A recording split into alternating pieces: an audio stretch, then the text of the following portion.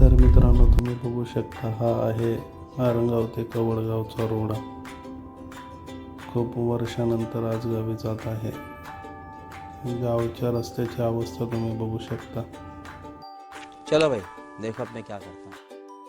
याच गावची एक आठवण आहे आमच्याजवळ. कधी पण गावाला गेलं की आमची आजी उचला हांडे जावा विहिरीवर, लगेच पाण्यासाठी पळवायची. आमचे सगळे जेवढे मावशीचे भाऊ वगैरे असायचे सगळे, आम्ही जेवढे पण उन्हाळ्याच्या सुट्टीत यायचो, त्यांच्या मनामध्ये एकच धडकी भरायची की आता आजी उचलल हांडा, जावा पाण्याला. आणि खाली नाही, चांगलं खाली एक खाल्ल्या आडावरून आणायला लावायचे पाणी. तर आमचे जेवढे भाऊ आहेत ते तर गावी यायचं टाळून टाकायचे की नको बाबा, कवडगावला जायचं म्हटलं की पाण्याचं लय टेन्शन. उन्हाळ्यामध्ये खूप प्रॉब्लेम व्हायचे, त्याच्यामुळं कोणच यायचं नाही. एक दिवस आले की दुसऱ्या दिवशी निघून जायचे सगळी लोक. असं आमचं गाव आहे. तर ह्याच गावाची गोष्ट आहे ही. बघा, आता तुम्ही बघत राहाल सगळ्या रस्त्याने कसा रस्ता बनवला आहे. आता तरी हा चांगला रस्ता बनवला, नाही तर याच्या अगोदर पूर्ण खडकाळ रस्ता होता.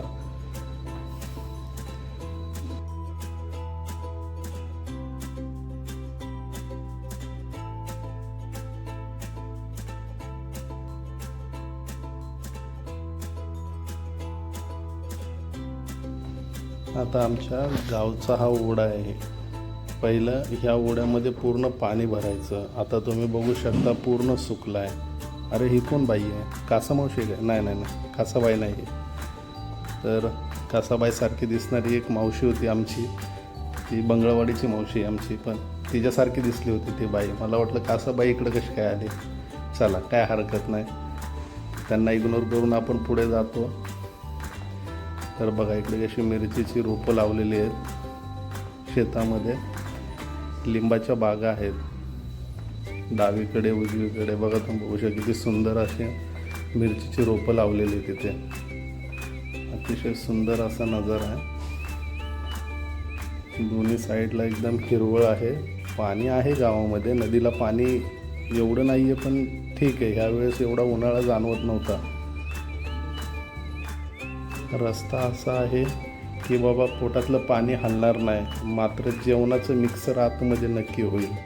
आणि गाडी तर अशी स्मूथ चालते की बाबा विचारू नका. पूर्ण गाडीचे इंजर सगळे ढिले होते. मुंबईला जाऊन परत त्याला टाईट करावं लागतं, एवढा रस्ता भारी.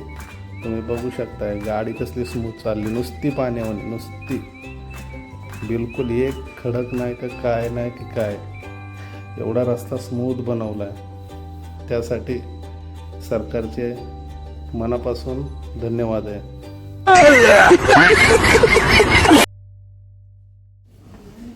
तर बघू शकताय आमच्या डावी साईडला ही चंदनाची झाडं लावलेली आहेत.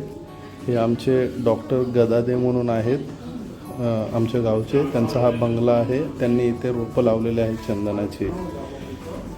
अरे मध्येच काय आली लंगडी शेळी? नाही, लंगडी शेळी नाही, पाय बांधले तिचे. मला वाटलं लंगडी शेळी पळते म्हणून बांधलेलं आहे बरं का मित्रांनो. हे लय शेळी लय चॅप्टरपणा करते, कधी कधी घर सोडून दुसऱ्याच्या घरात पळते म्हणून तिचं पाय बांधलेत.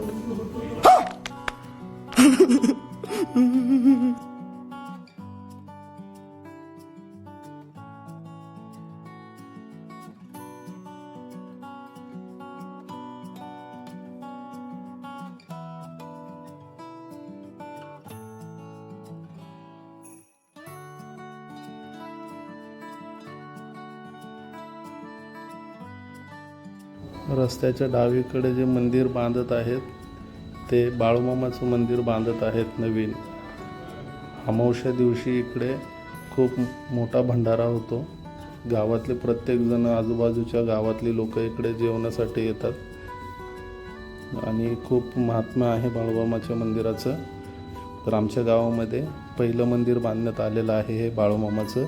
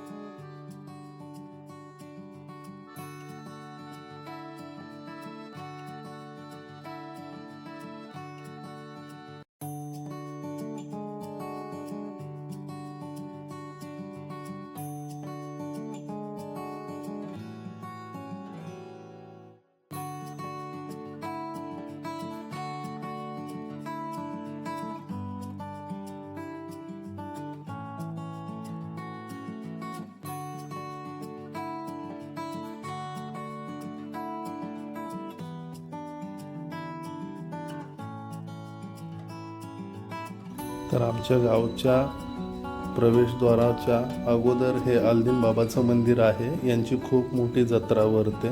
यांना नमस्कार केल्याशिवाय कोणच गावामध्ये येत नाही. खूप अतिशय महात्मा असलेलं हे अल्दीन बाबाचं मंदिर आहे. गावामध्ये उरूस भरतो ह्या अल्दीन बाबा देवाच्या नावाने. ही आमच्या गावची प्राथमिक शाळा 1ली ते 4थी इकडेच होते शिक्षण. आता तुम्ही बघू शकता समोर हे आहे मारुती मंदिर, जे गावाच्या वेशीच्या समोरच आहे. अतिशय सुंदर असं हे मंदिर बनवलं आहे. इथून आता राईट टर्न घेत आहोत आपण आपल्या घरी जायला. हे आलो आहे आपण कवडगावमध्ये.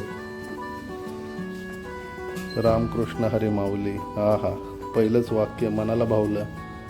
आता तुम्ही बघू शकता आपल्या घरामध्ये आपण एंट्री करतो. हे समोर आहे बुवासाहेब कोळी यांचं घर, म्हणजेच आमच्या आजोबांचं.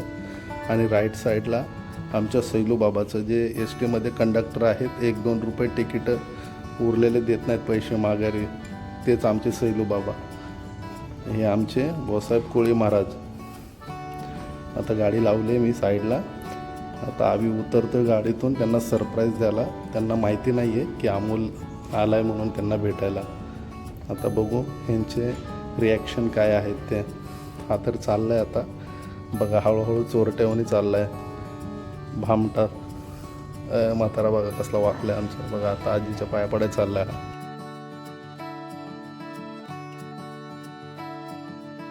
आमच्या आजीचे दात बघून कोणी घाबरू नका. बघू शकताय तुम्ही आजीबाई. हीच पारू आजी जी पाण्यासाठी आम्हाला त्रास द्यायची. उचला हंडे आणा पाणी. आणि हे आमचे आजोबा हे पूर्ण वाकलेत. जे तरुणपणी गावामध्ये पखाला असायची, त्या पखालीने पाणी आणायचे हे. त्याच्यामुळे यांची अवस्था अशी झालेली आहे. आणि ह्या तुम्ही बघू शकता आमच्या तपकीरवाल्या आजी. ह्या यांचं नाव आहे जलसा आत्या. यांच्याकडे जेव्हा पण जावा, हाय तपकीर, काढली तपकीर लावली नाकाला, बसा शिंकत रातभर. तिच्या मायला खूप दिवसानंतर गेल्यानंतर बघा आजीने एकदम मायेने कसा हात फिरवला एकदम. हाच त्यांचा आशीर्वाद असतो. असं